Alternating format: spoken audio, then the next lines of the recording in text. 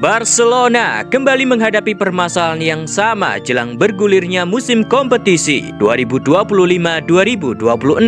Masalah klasik yang dialami tim asal Katalan masih sama seperti musim lalu, yaitu di mana Blaugrana kesulitan mendaftarkan sejumlah pemain karena aturan finansial fair play dari La Liga. Kini waktu terus berjalan, deadline Barcelona tidaklah banyak. Manajemen Blaugrana mau tidak mau harus segera bergegas mencari jalan keluar dari tantangan ini. Ancaman tak bisa memulai liga dengan skuad yang komplit menjadi resikonya. Apalagi di saat bersamaan kesepakatan klub dengan sponsor baru menuai pro kontra di antara para fans. Untuk membahasnya, kami coba rangkum fakta dan kronologinya berikut ini.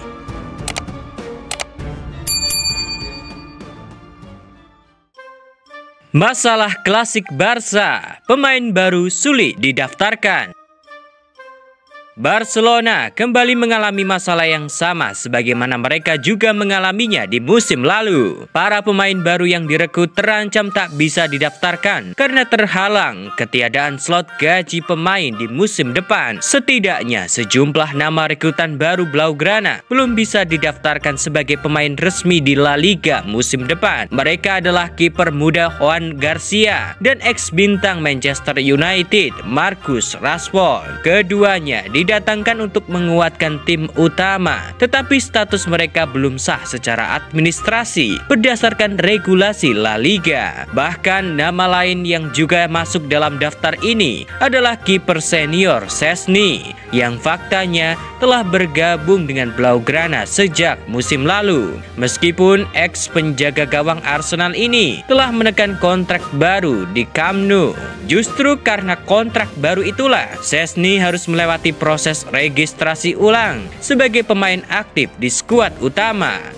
Kondisi ini tentu menjadi pukulan berarti bagi Hansi Flick. Di saat yang sama, ia berharap dapat mengarungi musim dengan skuad yang lengkap. Namun kenyataan bahwa mereka perlu menemukan solusi atas masalah ini adalah fakta yang menyakitkan. Presiden Barcelona, Joan Laporta, Blaugrana dapat menangani masalah ini dengan baik. Ia yakin bahwa klubnya itu dapat memanfaatkan waktu tersisa untuk mendaftarkan semua pemain yang dibutuhkan.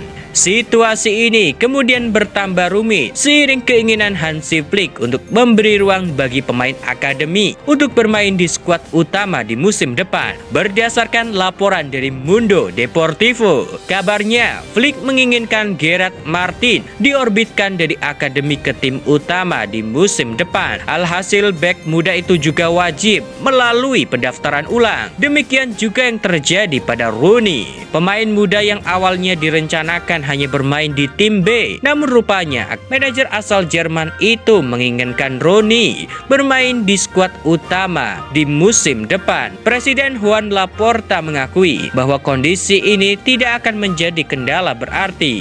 Namun kenyataannya 5 pemain termasuk 2 penjaga gawang belum dapat diturunkan. Situasi ini jelas perlu mendapatkan solusi yang konkret, mengingat para pemain di lini pertahanan dan penjaga gawang menjadi sektor yang vital. Solusi yang paling mungkin dilakukan adalah melepas pemain atau mengaktifkan kembali tuas ekonomi melalui penjualan aset seperti yang ditempuh pada musim-musim sebelumnya. Apabila waktunya tidak cukup, Barcelona beresiko memulai musim dengan skuad yang tidak seimbang dan tidak lengkap.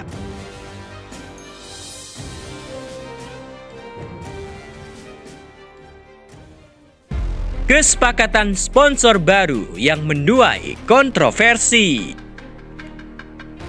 Klub raksasa asal Spanyol, Barcelona, baru-baru ini telah mengumumkan kesepakatan kerjasama dengan salah satu negara Afrika Demokratik Rakyat Kongo. Barcelona menyepakati adanya dukungan sponsor baru yang diperkirakan dapat membantu keuangan klub meraih pemasukan hingga 44 juta euro atau sekitar 780 miliar rupiah dalam periode 4 tahun ke depan. Berdasarkan klausul kerjasama itu, Badan Pariwisata Republik Demokratik Kongo akan mempromosikan negara mereka melalui slogan DR Congo, Cour d'Afrique. Menurut Football Espana, logo pariwisata DRC dengan slogan itu akan mulai menghiasi lengan baju latihan Barcelona mulai musim depan. Selain itu, kerjasama ini juga mengatur adanya pameran budaya DRC di Spotify Camp Nou dan mengadakan camp pelatihan bagi 50 pemain muda serta 10 pelatih Kongo.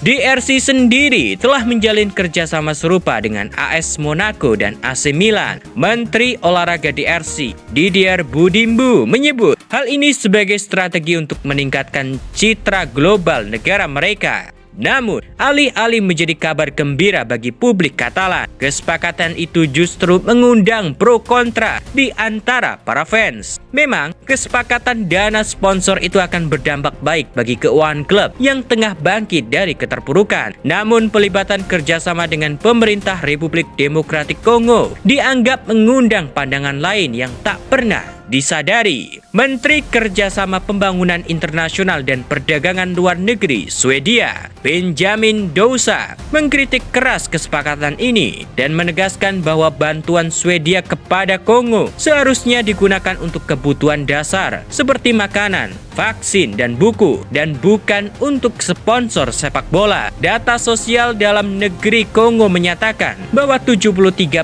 penduduk mereka masih hidup dalam kemiskinan dan mereka menempati peringkat 163 dari 180 dalam indeks korupsi. Jelas, langkah ini mengundang banyak pihak yang tak setuju dengan kerjasama ini. Saya ingin menekankan bahwa tidak ada 1 sen pun dari Swedia boleh dibelanjakan untuk prioritas ini. Bantuan kami dialokasikan untuk paket makanan, vaksin, dan buku. Kami berharap dana Swedia tidak digunakan untuk membiayai prioritas seperti kemitraan dengan Barcelona, kata Dousa, seperti dikutip dari Diario AS. Berbagai pro kontra yang terjadi jelas menjadi bumbu tersendiri dalam kesepakatan sponsor itu. Bagi Barcelona, kesepakatan ini menjadi angin segar di tengah tekanan finansial La Liga. Dana tersebut akan dapat digunakan klub untuk mendaftarkan pemain baru seperti Marcus Rashford dan Juan Garcia. Namun demikian, resiko mengenai reputasi klub kembali akan dipertanyakan, terutama di mata penggemar global. Lalu, bagaimana pendapatmu? Tulis di kolom komentar.